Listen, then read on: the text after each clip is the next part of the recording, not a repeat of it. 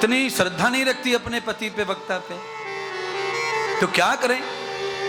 पत्नी जब शंका पति के ज्ञान पे करे तो पति को नाराज नहीं होना चाहिए। पर हमारे घर में ऐसा नहीं होता है।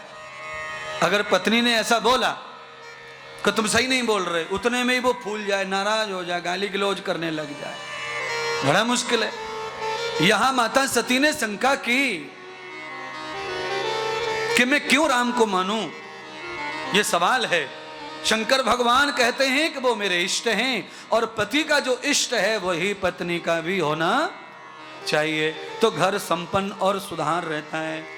हम दोनों जब एक इष्ट की पूजा करते हैं तो हम पति पत्नी दोनों श्रेष्ठ जीवन का निर्वाह करते हैं। इसीलिए अहम लक्षणम यदानकृस्तम, गृहस्थ का पहला लक्षण है कि पति पत्नी दोनों मिलके भोजन करें, मिलके भजन करें, मिलके ही संसार की गति करें। महाराज, पति पत्नी को मिलके भोजन करना चाहिए। और मिलके भोजन कैसे करेंगे? पुराने जमाने की पत्नियां झूठा खाती नहीं, वो सॉरी माफ करना, झूठा खिलाती नहीं है, झूठा खाती तो है। झूठा खाने का मतलब वो भी मिलके ही है। मन से बुद्धि से जब आप मिले हैं तो आप उनका झूठा भोजन करेंगे तो आप उन्हें जब तक वहीं बैठ के परोसते रहो, खिलाते रहो, वो खाते रहें, आप देखते रहिए, उनका पूरा हो जाए आप भी खाना शुरू कर दीजिए। ये हो गया पति पत्नी का भोजन मिलन।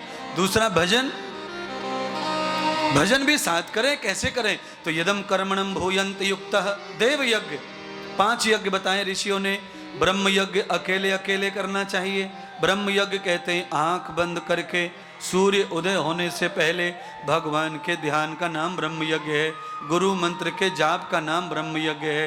अगरबत्ती पूजा हवन आरती, इसको देव यज्ञ कहते हैं। ये पति पत्नी को मिलके ही करना चाहिए।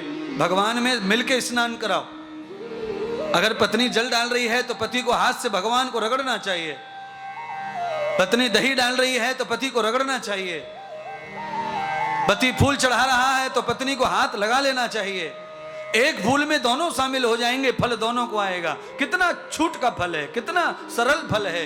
एक फूल चढ़ा रहे हैं और फल दोनों को मिलने वाला है। अगर पति देव चढ़ाएंगे, पत्नी किचन में लगी है तो पत्नी को फिर फल आने वाला नहीं। अब अकल के काम हैं, उनको भी हम ना करें और फ्री में हो रहा है। आरती पति ने पकड़ रखी है, पत्नी अगर कोहनी को हाथ लगा लेती है तो आरती का फल पूरा पत्नी को भी मिलेगा और पूरा पति को भी मिलेगा।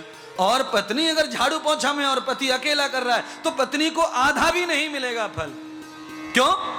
स्वयंभू कर्मम यात्मनम यजमानः यज्ञम कर्मम विभूषितम सर्वे स्वयं आत्मानम। भगवान कहते हैं कि कर्म तो अकेले को ही भोगना पड़ता है, कर्म का साथी कोई होता नहीं है। क्यों महाराज जी? अगर कर्म का कोई साथी होता तो कैंसर भी दोनों को ही होता, पति पत्नी को एक को ही क्यों हुआ? सही कह रहे महाराज। हाँ, दोनों को नहीं होगा। एक को बीपी है, एक को नहीं है। एक को डायबिटीज है, एक को नहीं है। एक को थायराइड है, एक को नहीं है। एक के घुटने दुख रहे, एक के नहीं दुख रहे। इसका मतलब है कर्मों का फल अलग अलग होता है। केवल हम संसारी जीवन को बिताने के लिए पार्टनर बनते हैं, साथी बनते हैं। और ये साथी वाला कॉन्ट्रैक्ट भी तभी चलता है जब विचार मिल जाएं। अगर विचार नहीं मिले तो पति पत्नी ज़्यादा दिन साथ चलने वाले अलग अलग रास्ता चुन लेते हैं। और उस रास्ते का नाम आप सब जानते हैं, या तो झगड़ा लड़ाई है या तो तलाक है।